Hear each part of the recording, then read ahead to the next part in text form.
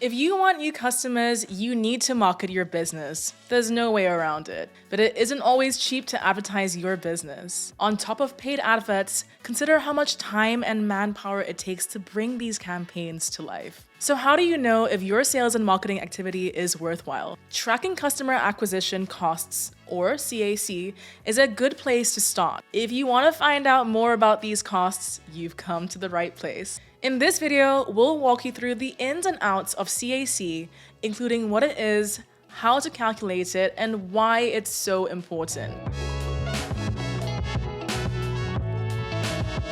Customer acquisition cost is the total cost of gaining a new customer. In other words, it shows you how many customers you've acquired and what you paid to get them. To find your CAC, start by choosing a time frame. All customer acquisition costs are specific to a certain period. It could be a month, a quarter, or a year, whatever works for your business. Identify the sales and marketing costs required to obtain a new customer. This includes salaries of team members, ad spend, and any other miscellaneous costs that helped you win that sale. Finally, you need to review how many customers you acquired during that time frame. With all this info, you can now perform the CAC calculation. Customer acquisition cost equals total cost of marketing and sales divided by the number of customers acquired. Let's use an example to bring this calculation to life. Imagine that you run a subscription-based email marketing platform. Your customer acquisition budget includes paid ads, salaries for your sales and marketing teams, and a subscription for your CRM. All of this gives you a total budget of $6,000 for the quarter. After spending the $6,000, you get 300 new customers. Divide $6,000 by 300, and now you have a CAC of $20. For the next quarter, your budget increases. You now have $10,000 to spend. You spend it on the same activities, but it doesn't pay off. Unfortunately, you only get 400 new customers.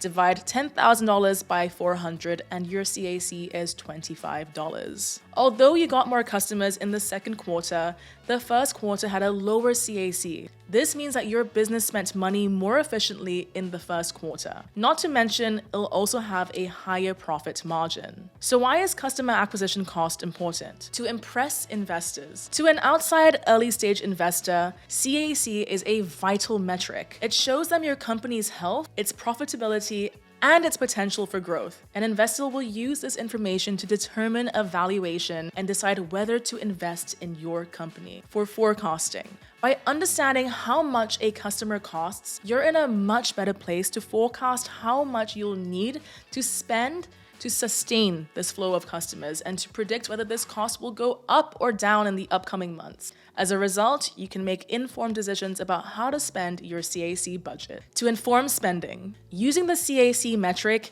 you can tell if your current sales and marketing efforts are paying off. For example, a low CAC indicates that your activities are hitting the nail on the head. If you have a high CAC, there could be room for improvement. You might need to reevaluate your budget allocation or try new marketing tactics to encourage customers to buy. To understand the buying journey, CAC provides insight into your customers' buying journey. For example, longer sales cycles, niche markets, and evaluation periods all have an influence on your CAC. These elements all represent key indicators of the buying journey, giving you a deeper understanding of how customers move through it. Because of this, CAC should be considered in relation to customer lifetime value, or CLV, which leads us nicely to our next topic. How does CAC align with customer lifetime value? Customer lifetime value looks at the revenue you get from a customer over the course of their relationship with your company.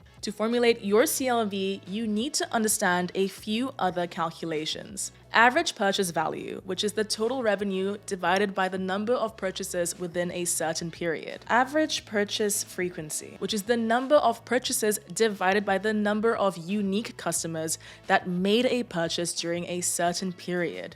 Customer value, which involves multiplying the average purchase value with the average purchase frequency. Average customer lifespan, which is the average number of years a customer buys from you. Now, here's how to calculate CLV. Customer lifetime value equals customer value times the average customer lifespan. This calculation estimates how much revenue you earn from an average customer over the course of their relationship with your business. CLV focuses on how much you make from a customer, while CAC outlines how much you spend to get the customer in the first place. Combining the two metrics shows you how much customers are worth in relation to how much it costs to earn them. Ideally, businesses should aim for a 1:3 ratio of CAC to LTV, which indicates that the revenue your average customer contributes is 3 times more than the cost of acquiring them. This ratio helps you figure out how much to spend on customer acquisition and lays a solid foundation for sustainable growth. How to reduce your customer acquisition costs. Target the right audience. Imagine that you launch a paid ad on Google. 20 people click it, but only 5 of those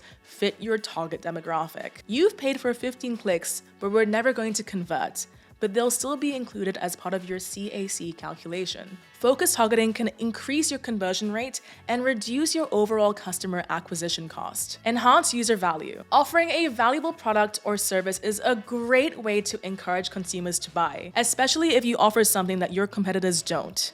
When you have a clearly defined competitive advantage, acquiring customers becomes a lot easier. For example, let's say you run a software development company. You help companies streamline their business processes, and all your competitors provide a similar service. You've been talking to your customers. They've told you that they'd like the option of working alongside you instead of giving you a brief and letting you do the work. So you review your operations and see if you can make it work. After some research and discussions with your team, you create a consultancy option. This new feature allows customers to work with you to develop processes for their business. You provide them with more value, which increases your chances of acquiring new customers. As a result, your CAC will likely start to drop. Use analytics software to track CAC. With analytics software, tracking your CAC becomes a whole lot easier. And when you can effectively measure your CAC, you can figure out how to improve it. You can track your CAC spending, identify patterns, and pinpoint areas of growth and opportunity. Then you can use this information to inform your future spending